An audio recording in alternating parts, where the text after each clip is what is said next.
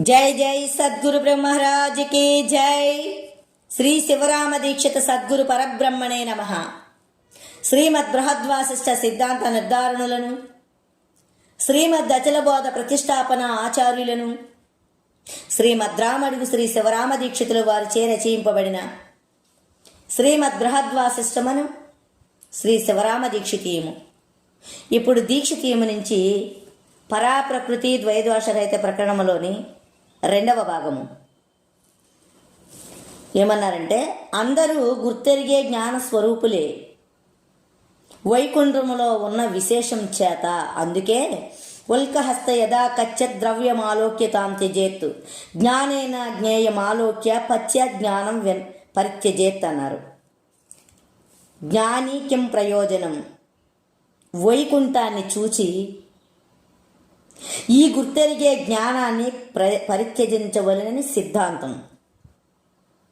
పశ్య జ్ఞానం పరిత్యజేత్తు ఉత్తర గీతల యందు భగవానులే అన్నాడు. క్షేత్రజ్ఞుడు భగవానులు కనుక అందరూ భగవానులే, పుట్టని చావని భగవానులు కాడు. ఆత్మ ఇవ మాయా, ఆత్మ అనే మాయ చేతను భ్రాంతి రహితము కాక అద్వైతమనే భ్రాంతి చేత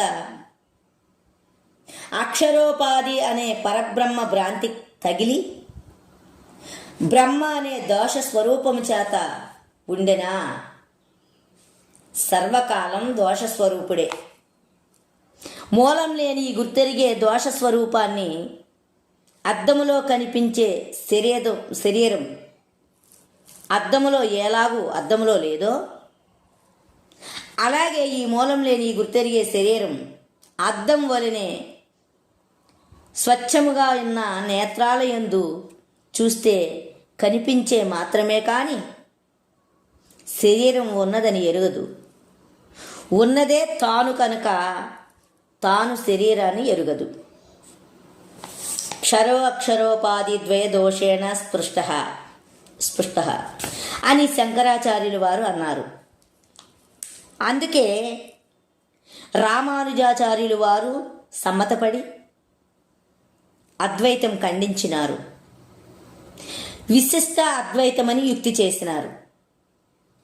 తనకు తానే స్వతసిద్ధమై ఉన్నది, పుట్టని చావనిది కనుక వ్యవహారము లేనిది, వ్యవహారం కల్పించింది కనుక ఇది చదువుకున్న పాండిత్యం అని నేను చదువుకున్నాను కనుక విశిష్ట అద్వైతం ఉన్నదని వారి దాని మీద నాకు తోచింది. పండితుల జాడ పండితులకే తెలియవలెనని నా చేతనైనంత కల్పించినాను. వారిది ఉన్నంతసేపు మా విశిష్టం తప్పదు. జగత్కారణం చైతన్యమైతే విశిష్టం ఎలాగ పుడుతుంది? కార్యకారణాలకు భేదం లేదు అని అందరికీ ఎరుకే. మృత్తే ఘటం ఘటే మృత్యు, గుర్తెరిగే చైతన్యమే సమస్త వస్తువులు చైతన్యం వలన తోస్తూ ఉన్నది కనుక చైతన్యమే ఈ గుర్తెరిగే జ్ఞానం. గుర్తెరిగే జ్ఞానమునకు జగత్తుకు వేరు లేదు. శిల వంటిది శరీరం వలన గుర్తెరిగే జ్ఞానం పుట్టింది. గుర్తెరిగే చైతన్యం వలన శరీరం పుట్టింది. తనకు తానే స్వతసిద్ధమై ఉన్నది, పుట్టని చావనిది కనుక అది శరీరం ఎన్నటికీ కాదు. విచారించిన ఎక్కువ కులం మాలవాండ్లకు శరీరం ఉన్నదని భ్రాంతి కొద్దు. గురుమూలంగా విచారించని తక్కువ కులం అనే మాదిగవాండ్లకు ఉన్నది అనే నిశ్చయమే ఉన్నది. ఈ శరీరం ఎవరి వలన పుట్టింది అంటే మూడు లోకాలు వారు ఎరుగరు. శంకరాచార్యులు ఉన్నది లేదు అన్నాడు. రామానుజాచార్యులు ప్రవాహ రూపేణ సర్వకాలం ఉన్నదే అన్నాడు. శ్రీకృష్ణ భగవానులు కదాచిత్ నజాయతే నమ్రియతే అన్నాడు. పుట్టని చావనది ఎరుగనో ఎరగడో అచలం, అదే గుణాలు లేనిది, అదే క్రియా శూన్యమైనది, అదే సర్వకాలం ఒక్క తీరుగా ఉన్నది, అదే చెయ్యింది చేయించింది. అది సత్యమని గ్రహించదు, అసత్యమని విడువదు. పుట్టని చావనిది కనుక దానికి తోచనే తోచదు. ఏమి తోచినా గ్రంథాలు ఎవరు చేసినారో వారికే అన్నీ తోస్తావి. శ్రీకృష్ణ స్వామి నవద్వార పురేదేహి నైవ కుర్వన్నకారయన్ అని అన్నాడు ఆచార్య స్వాముల వారు. స్వాత్మాత్మనః కర్తృత్వం కారయితృత్వం వా అన్నాడు.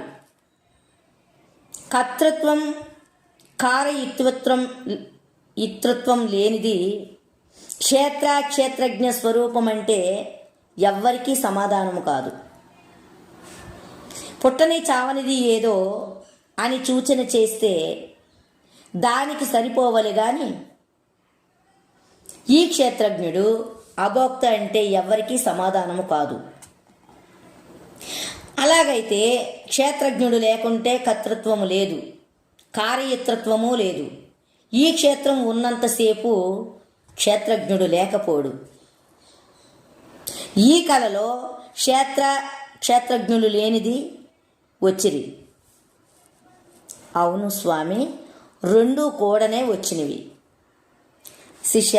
అలాగే క్షేత్రము క్షేత్రజ్ఞునితో కూడా సూచన చేసే గురు సాంప్రదాయం ఆయన ఎన్నటికీ భ్రాంతి పుట్టదు, శూన్యం కాదు, జగజ్జీవులు లేనిది. అందుకే విద్యారణ్య స్వాముల వారు సదా విచారయే తస్మాత్ జగజ్జీవ పరమాత్మనః జీవభావ జగద్భావ భావైతాత్మనే శిష్యతే అన్నారు. జీవ జగత్తులు రెండూ లేకుండా గురు సూచన ఆయన పుట్టని చావని బట్టబయలు ఉన్నదని ఒప్పుకున్నారు. తనకు తానే స్వతసిద్ధమై ఉన్నది, సర్వకాలం ఒక్క తీరే. ఉన్నదానిలో స్త్రీ ఆకారం తోచదు, పురుషాకారము తోచదు. శరీరం ఉన్నదానిలో లేనట్టు తోస్తుంది. ఏమైనా మూలం లేని ఈ వ్యాపారం చేత శంకలు తోస్తవి. ఉన్నదానికి నిశ్చయము లేదు, సంశయము లేదు. ఈ శరీరం లేదు కనుక సర్వకాలం శరీరం లేకనే ఉన్నది కనుక ఒక్కటైనా వికారం లేనిది, అందుకే వికారం లేదు. ఆత్మానాత్మల వ్యవహారమే లేదు, అందుకే కచద్వైతం క్వచ అద్వైతం సేమ్యమావాస్తి తస్య మే కృపారబ్ధాదా కర్మాణి. ఈ శరీరమే లేదు కనుక వ్యవహారమే లేదు. పుట్టని చావనిది ఉన్నదో లేదో అని కలతోచిన శరీరాలకు సంశయము కద్దు. మేలుకుంటే ఉన్నదే ఉన్నది. శరీరం మందికి తోచినా తనకు వెతికినా లేదు. సర్వకాలం శరీరం లేక ఉన్నవాడు భ్రాంతి లేక ఉన్నవాడు. కోట్ల కొద్దీ కలలో వచ్చినా శాశ్వతంగా ఉండనే ఉండవు. అలాగే సమస్తమైన అవస్థలు క్షేత్రజ్ఞులకే కాని తనకు తానే స్వతసిద్ధమై చలించకు ఉన్నదానికి ఏ అవస్థ లేదు. సర్వకాలం శరీరం లేక ఉన్నది, శరీరం లేక ఉన్నది, శరీరం లేక ఉన్నది, శరీరం లేక ఉన్నది ఎరుగదు, లేనిది ఎరుగదు. శరీరం లేకనే తనకు తానే తోచి తనకు తానే ఏమీ లేదు. అలాగు కాదు ఈ గురు సాంప్రదాయం. శరీరము లేని సాంప్రదాయము, శరీరం లేని సాంప్రదాయం మహాగుహ్యము. వేద శాస్త్రాల యొక్క నిర్ణయం చెయ్యింది అదే. అంటే కల తోచక మునుపు వ్యవహారమే లేదు.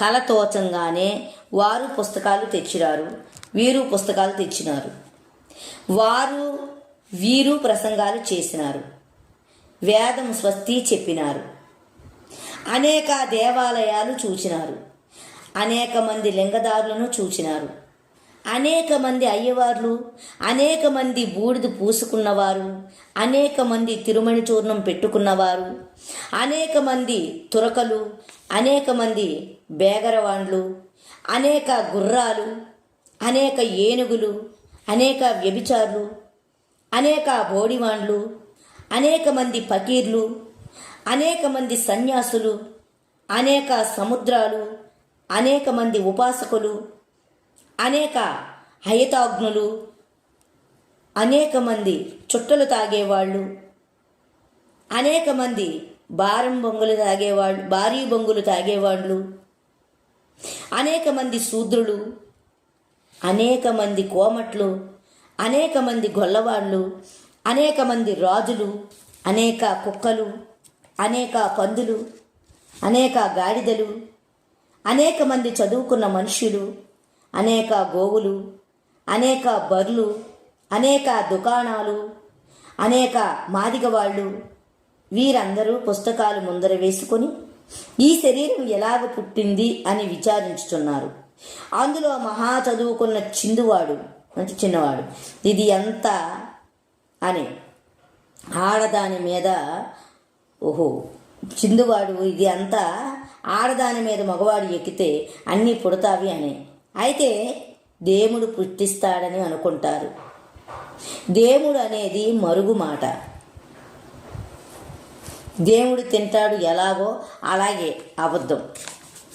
సరే, ఈ రోజుకి ఇంతటితో ముగిస్తూ మళ్ళా రేపటి భాగంలో కలుసుకున్నాం.